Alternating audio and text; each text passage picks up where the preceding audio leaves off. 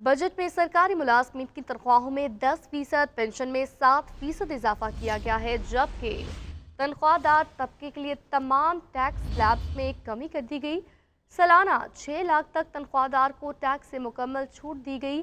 6 से 12 लाख तनख्वाह पर टैक्स की शरह 1%, 12 लाख आमदन पर टैक्स की रकम 30,000 रुपये से कम करके 6,000 रुपये करने की तजवीज़ दी गई है। विफाकी बजट में सरकारी मुलाजमीन की तनख्वाहों में 10% इजाफे का ऐलान, पेंशन में 7% इजाफे की सिफारिश कर दी गई। ग्रेड 1 ta 22 के विफाकी मुलाजमीन की तनख्वाह में 10% इजाफा होगा। वजीर खजाना मोहम्मद औरंगजेब ने खुसूसी अफराद का कन्वेंस अलाउंस बढ़ाने का भी ऐलान किया। तनख्वाहदार तबके के लिए रिलीफ।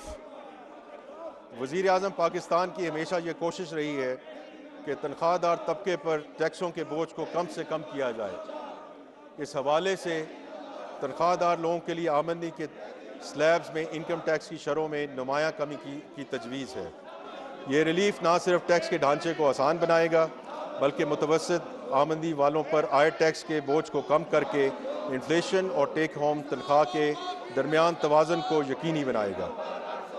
बजट में तनख्वाहदार तबके को टैक्सेस की मद में रिलीफ देते हुए तमाम स्लैब्स में कमी कर दी गई। सालाना 6 लाख तक के तनख्वाहदार को टैक्स से मुकम्मल छूट दे दी गई। 6 से 12 लाख रुपए तनख्वाह पर टैक्स की शरह 1% मुकर्रर की गई। 12 लाख आमदन पर टैक्स की रकम 30,000 रुपए से कम करके 6,000 रुपए करने की तजवीज़ है। 22 लाख तक तनख्वाह पर टैक्स की शरह 15% से कम करके 11% मुकर्रर हुई। इसी तरह 22 से 32 लाख तनख्वाह पर टैक्स शरह कम करके 23% कर दी। सालाना 1 करोड़ से ज्यादा तक पेंशन लेने पर 5% इनकम टैक्स आयद होगा।